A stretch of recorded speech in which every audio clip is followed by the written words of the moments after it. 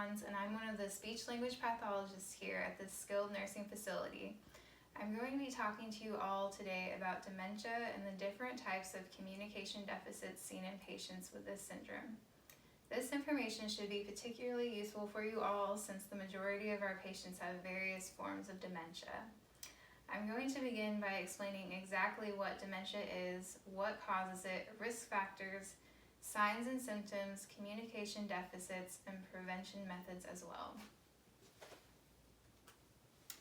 So dementia is a progressive global impairment of memory, intellect, and personality.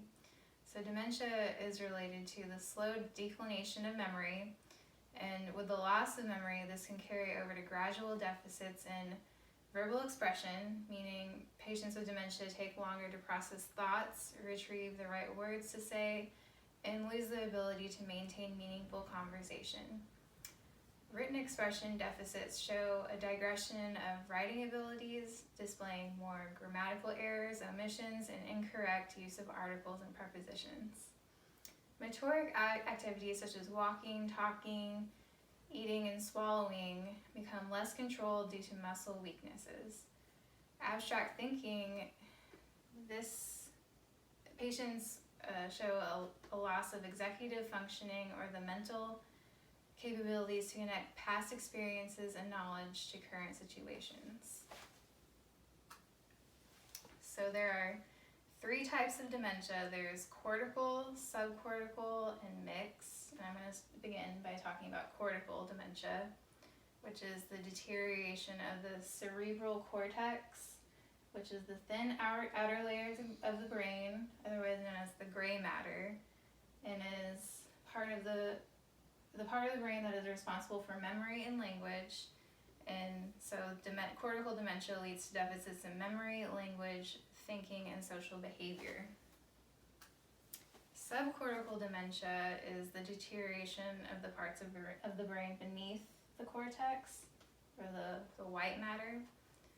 This subcortical dementia is related to slower speed of thinking, inabilities to start activities, and language problems tend to be less severe in this type of dementia as well. Mixed cortical dementia are pathological changes to both the cortex and the subcortex of the brain, and represents more than one type of dementia. So what exactly causes dementia? First of all, it's important to know that dementia is a syndrome, meaning it is used more as an overall term for diseases such as the cortical dementias, like Alzheimer's disease, which is the leading cause of dementia and is caused by degenerating brain cells, leading to a slow mental decline, mental confusion, inability to create new memories and recognize common things. Frontotemporal dementia is a deterioration of the frontal and temporal lobes of the brain and is associated with speech difficulties, socially inappropriate behaviors, and mood changes. Hicks disease, similar to frontotemporal dementia, it affects the frontal and temporal lobes and is characterized by behavioral, emotional, and personality changes.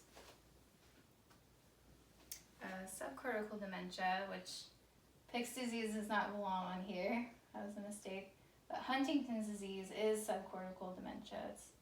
It is a degeneration of the basal ganglia caused by a mutation of a protein-producing gene and is characterized by involuntary erratic movements. Mixed dementia, three examples are vascular dementia, which is caused by small strokes within the cortex and subcortex and characterized by memory loss, aphasia, apraxia of speech, and hyperactive reflexes. Lewy body disease is caused by a collection of proteins that develop inside nerve cells. Parkinson's disease, which is a sort of subtype of Lewy body disease, involves a loss of dopamine-producing cells that relay messages between neurons in the brain, and some characteristics of Parkinson's is tremors and slow movements.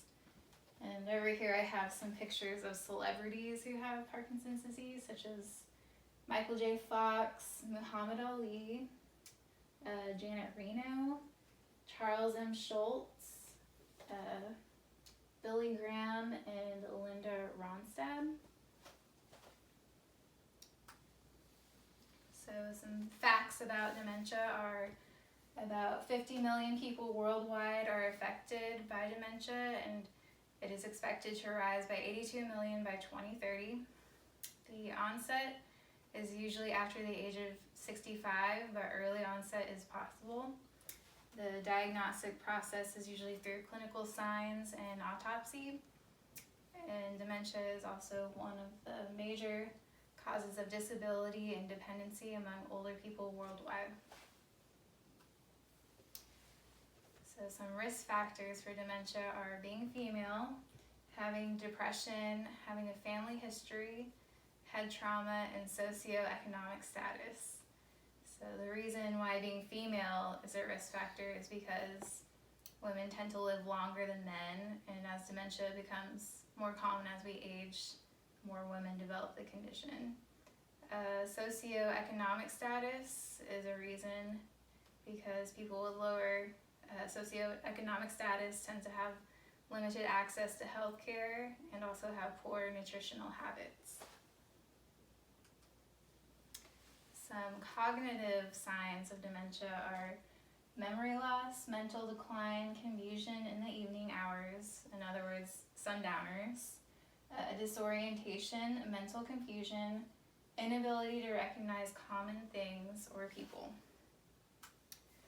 Some behavioral symptoms are irritability, personality changes, restlessness, lack of restraint, wandering to the point of getting lost. Psychological symptoms are anxiety, nervousness, depression, hallucination, paranoia, and mood swings. Some muscular symptoms are the inability to combine muscular movements, unsteady walking, falling, and jumbled speech. Common communication deficits in dementia are aphasia, which is the loss of the ability to understand or express speech, apraxia of speech, the inability to carry out motoric speech, decreased executive functioning, which is the inability to manage oneself, such as paying attention, organizing, planning, and prioritizing.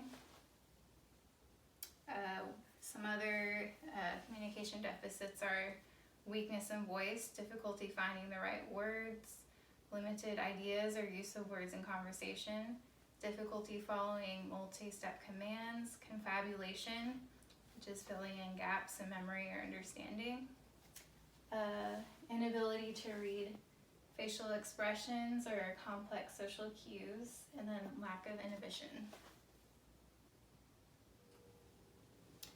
Some prevention strategies are simply to just eat healthy, exercise regularly, exercise your mind, don't smoke, drink less alcohol, and social engagement.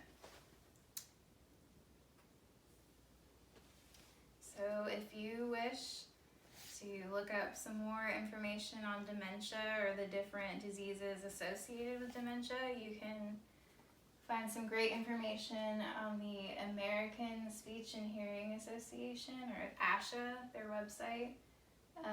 The Alzheimer's Association is a really good website, and then the World Health Association is really good as well.